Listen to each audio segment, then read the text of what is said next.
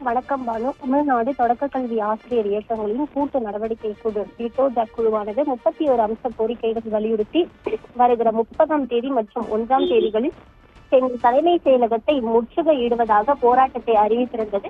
இந்த நிலையில் சென்னை தலைமை செயலகத்தில் சம்பந்தப்பட்ட டிட்டோஜாக் நிர்வாகிகளை அழைத்து தமிழ்நாடு பள்ளிக்கல்வித்துறை அமைச்சர் அன்பில் மகேஷ் பொய்யாமொழி பேச்சுவார்த்தையில் ஈடுபட்டு வருகிறார். இந்த டிட்டோஜாக் குழுவை பொறுத்தவரையில் தொடக்க கல்வித்துறையின் கட்டமைப்பை அடியோடு சீரழிக்க உள்ளதாக, பெண் ஆசிரியர்களின் பதவி உயர்வை பறிக்கக்கூடியதாக உள்ள மாநில முன்னுரிமையை கொண்டு வந்துள்ள அரசாண 243 ரத்து செய்ய வேண்டும் என்பது பிரதான கோரிக்கையாக இருக்கிறது.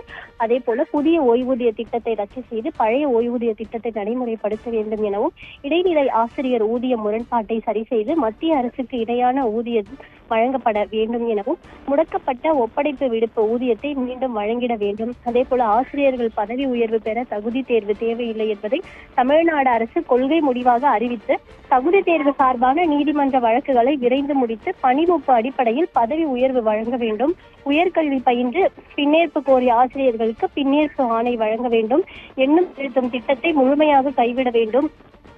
ஆசிரியர்களின் கற்பித்தல் பணியை பாதிக்கும் EMIS பதிவேற்றம் உள்ளிட்ட பிற பணிகளிலிருந்து முழுமையாக விடுவித்திட வேண்டும் உள்ளிட்ட 31 கோரிக்கைகளை வலியுறுத்தி இந்த குழுவானது வருகிற 30ஆம் தேதி போராட்டம் நடத்துவதாக தெரிவித்திருந்தது. இந்த நிலையில் கோட்டை முற்றுகை போராட்டத்தை அறிவித்திருந்த நிலையில் தற்போது அமைச்சருடன் பேச்சுவார்த்தையானது நடைபெற்று வருகிறது.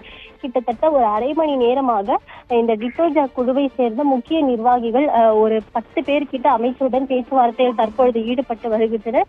இந்த நிலையில் இந்த அமைச்சருடனான பேச்சுவார்த்தை நிறைவடைந்ததை தொடர்ந்து இவர்கள் போராட்டத்தை கைவிடுகிறார்களா இல்லை போராட்டம் தொடருமா உள்ளிட்ட தகவல்களானது தெரிய வருப்பானு.